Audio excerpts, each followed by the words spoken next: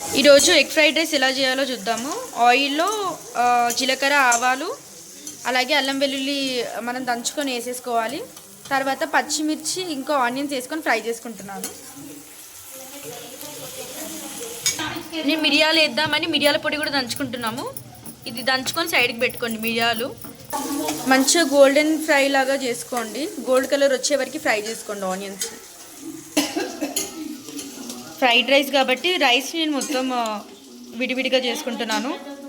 Left పసుపు add చేసుకోండి. 1/4 tea spoon పసుపు యాడ్ చేసుకొని కలుపుకోండి.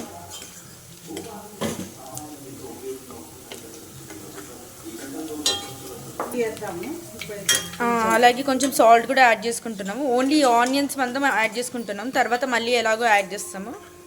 అండ్ ఈ సాల్ట్ ఇవన్నీ మీ రుచికి తగ్గట్టు యాడ్ చేసుకోండి. ఎగ్స్ వేస్తున్నాము.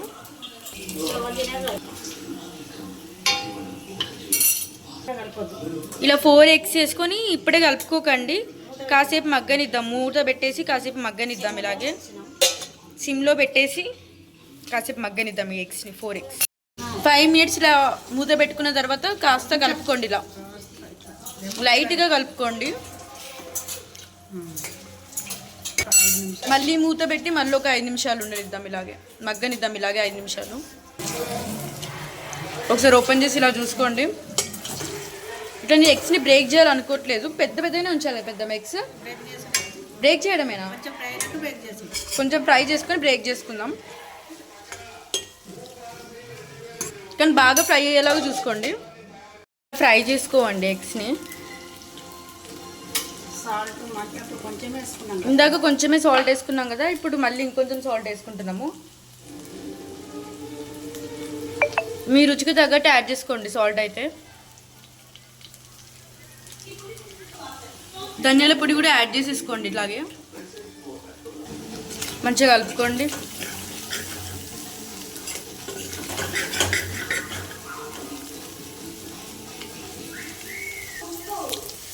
రైస్ని యాడ్ చేసేసుకోండి. లెఫ్ట్ ఓవర్ రైస్ అలా ఉంటే మనం ఇలా చేసుకుంటే చాలా టేస్టీ ఉంటుంది. మంచిగా రైస్ కూడా వేడవుతుంది. ఇలా చేసుకొని తింటే బాగుంటుంది కూడా.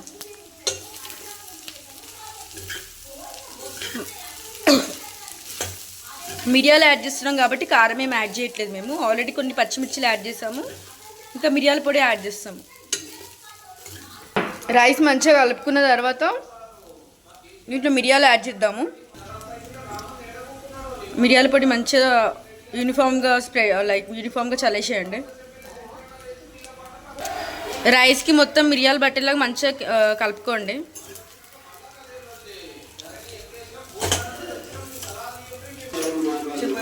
లాస్ట్కి ఇంకా కొత్తిమీర వేసుకొని గార్నిష్ చేసేసుకోండి.